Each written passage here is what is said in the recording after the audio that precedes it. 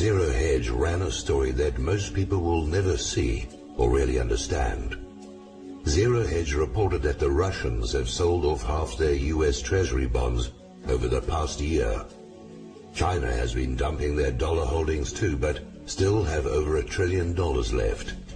Other foreigners have been dumping their dollars too. The current US inflation rate is 12%. Ben Bernanke has been creating trillions of dollars to bail out banks in Europe, to buy worthless securities from US banks, and to fund the US debt. That will accelerate inflation. Inflation will go from 12% to 15% and then 20% in less than a year.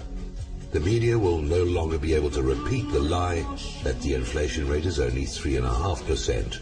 Inflation will become an issue in the 2012 races for Congress, Senate, and the presidency.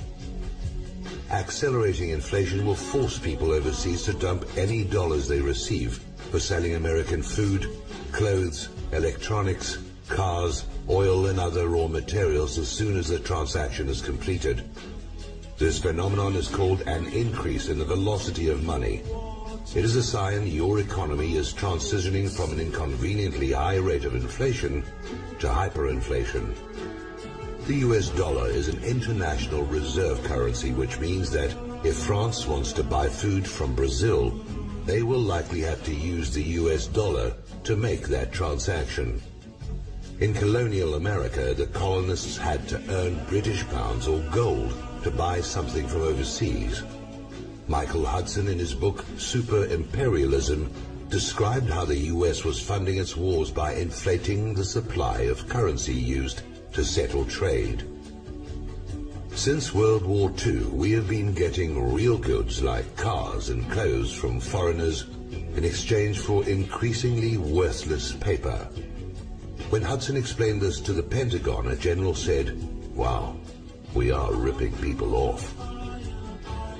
I would define hyperinflation as beginning at around 25% for an international reserve currency like the dollar. That is why when inflation surged in the latter part of the Carter presidency in 1979 to 80, Chairman of the Federal Reserve Paul Volcker raised interest rates. Home mortgages went to 15.5%. Ben Bernanke cannot raise interest rates today. His only option would be to devalue the dollar, which is what he said he would do in the now infamous speech he made in Washington, D.C. on the 21st of the 11th, 2002. That means after the 2012 elections, the Russians, the Chinese, Iran, Venezuela, plus their client states and a few other nations can and will force a devaluation of the dollar by refusing to accept Federal Reserve notes in international trade. If Americans balk, China just has to dump $100 billion and buy commodities, driving the price of food out of the reach of Walmart shoppers. Of course, I realize the Chinese will be doing just what the bankers want them to do. An international conference will be held at which the dollar will be devalued by about 40%, as predicted by Bernanke. This will complete that 50% pay cut I've been predicting.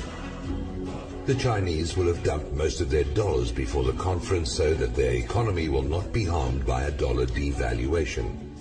If Americans can't afford to buy Chinese products, China will just sell them to people whose currencies were revalued upwards. I would suggest you buy storable food, silver coins, not collectibles, and household items that will just increase in cost. Of course, this was all planned long ago by the bankers. I will conclude with this quote from a previous essay. The fundamental fact of your existence as a modern man or woman is that the bankers of New York and London want to reduce you to debt slavery.